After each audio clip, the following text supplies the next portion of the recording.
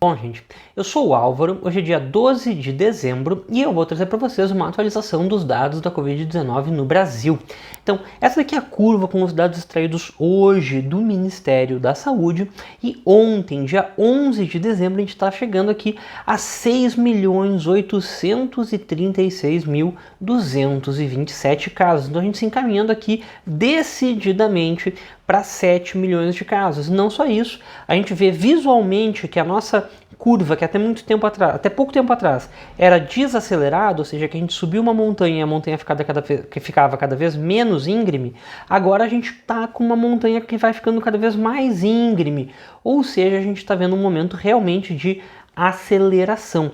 E essa semana a gente aumentou 302.259 casos, 300 mil novas confirmações, uma barreira que fazia muito tempo que a gente não ultrapassava e que a gente ultrapassou por poucas semanas até hoje. Tinham poucas semanas até hoje que a gente registrou acima de 300 mil casos em uma mesma semana. E, de novo, o percentual de aumento relativo está estabilizado, o que é uma notícia ruim, porque significa que a gente está tendo um padrão exponencial de crescimento. Se a gente fica crescendo 5% por semana, é que nem juros compostos, né? Começa a crescer em cima do que já crescia antes. Observa que 5% na semana passada era abaixo de 300 mil casos, agora 5% nessa semana já é 302 mil casos, 5% na semana que vem seria mais do que 302 mil e assim por diante. Então esse é o problema desse aumento relativo, não está dando uma diminuída.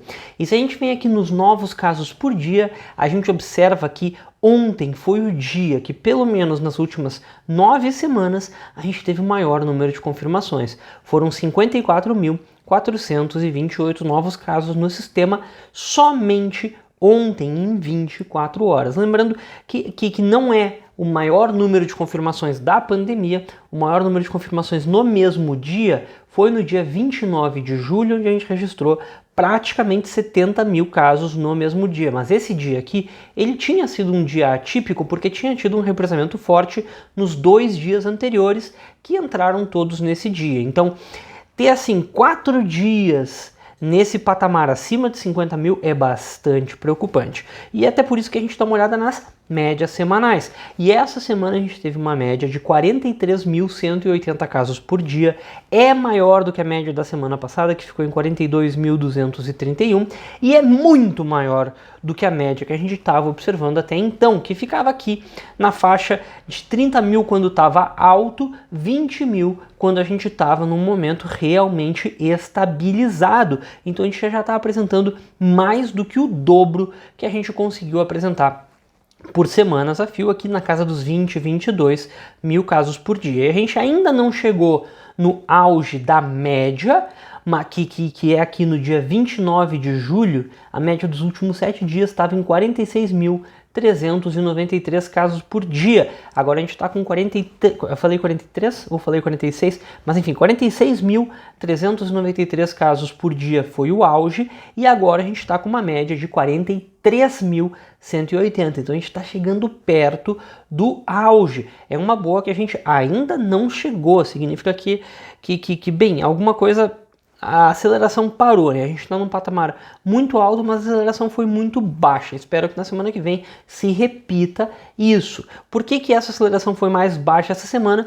Porque a taxa de contaminação deu uma pequena trégua, o alfa ficou em 3,1, sendo que semana passada ele estava em 3,3 e já tinha chegado há 4 semanas atrás a 3,5, mas ainda 3,1 é uma taxa de contaminação muito alta. Lembrando que a gente passou meses e meses com o alfa próximo de 2 aqui. Então alfa 3,1 essa semana é bom comparado com a semana passada, mas ainda é um alfa muito alto. E para a semana que vem, mesmo que o alfa continue dando mais uma quedinha, se o alfa chegar em 3, a gente ainda não chega no auge, a média ficaria em 45.701 casos por dia. Mas se o alfa for para 3,1, infelizmente a gente vai passar dos 46 mil e provavelmente a gente vai ter aí um novo recorde de confirmações numa mesma semana. Claro que o que eu espero, o que eu gostaria de dizer para vocês daqui a uma semana é: nossa, que maravilha, o alfa foi para 2,8, por exemplo. Aí sim seria uma boa notícia, porque aí a gente começaria a ver uma desaceleração. Aí talvez essa segunda onda, que enfim, eu vou chamar de segunda onda, tá, pessoal? Não precisa chamar se não quiser, mas eu tô chamando porque é mais fácil. E essa segunda onda daí não seria tão alta quanto a primeira, mas infelizmente eu tô mais acreditando que ela vai ser sim mais alta do que a primeira onda. Vamos esperar para ver. E aqui estão as projeções. No dia 18 a gente passaria bastante de 700 mil casos, de 7 milhões de casos, desculpa, a gente chegaria a 7 milhões 156 mil 134, a gente registraria próximo de 320 mil novos casos, os mesmos 5% que eu já tinha falado. Então aqui tem as projeções dia após dia, com intervalo de confiança. Provavelmente a gente passe aqui entre o dia 14 e o dia 16, provavelmente a gente chega a 7 milhões, e no dia 18 aqui perto de 7 milhões e 150 mil. E o erro da semana passada, como eu chutei o alfa corretamente, né, eu estou dizendo que o alfa aqui é 3, né, por sinal, como digamos assim, como eu chutei o alfa corretamente, eu acertei corretamente o erro relativo ficou abaixo de 0,1%. Tinha projetado o que? 6 milhões 839 mil e confirmou 6 milhões 836 mil. Então semana passada foi uma boa projeção. Mas enfim, voltando aqui, a gente vê os pacientes recuperados não estão avançando na mesma velocidade do que os casos, por isso que essas duas curvas estão aqui se afastando. A gente não chegou ainda a 6 milhões de pacientes recuperados.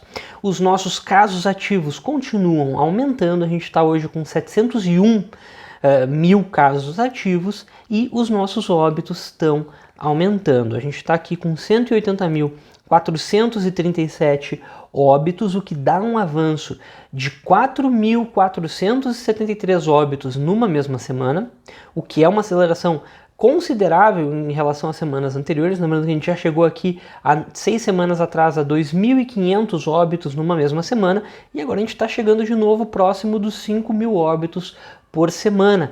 Claro, alguém poderia observar uma coisa boa que eu estou deixando de lado, que é a taxa de letalidade. A taxa de letalidade baixando no Brasil, 2,6%. E quem acompanha o canal se lembra que no dia que chegou a 2,9% eu fiz uma mega de uma festa.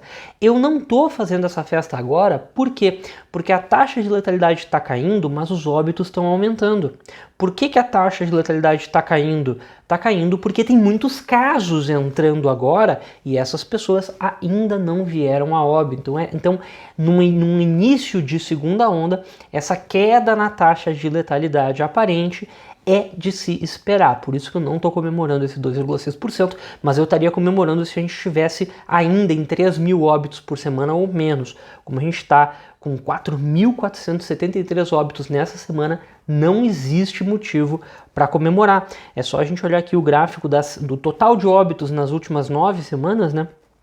A gente vinha num decrescimento, a gente chegou aqui a 2.561 óbitos numa semana e depois agora a gente está num padrão de crescimento, ou seja, de aceleração no número total de óbitos. A gente ainda está longe do auge. O nosso auge dos óbitos foi entre o dia 18 e 25 de julho, que a gente registrou mais do que 7.000 óbitos, 7.677 para ser exato. Então a gente ainda está longe do auge dos óbitos. Eu espero que essa curva aqui, do número de óbitos por semana, a segunda onda não seja mais forte do que a primeira. Voltar a um patamar de 1.000 óbitos por dia é absurdamente triste. É isso o que a gente mais quer evitar.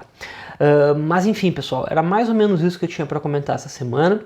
Se cuida, fique em casa se puder, se sair usa máscara e evita aglomerações. E não descuidar da higiene das mãos. Álcool gel, lavar a mão. Fora isso, cobrar dos governos estaduais, dos governos municipais, testagem, teste PCR, testagem preventiva, rastreabilidade. Essas são as palavras-chave para o controle da pandemia, tá, pessoal? Então, muito obrigado e até a próxima.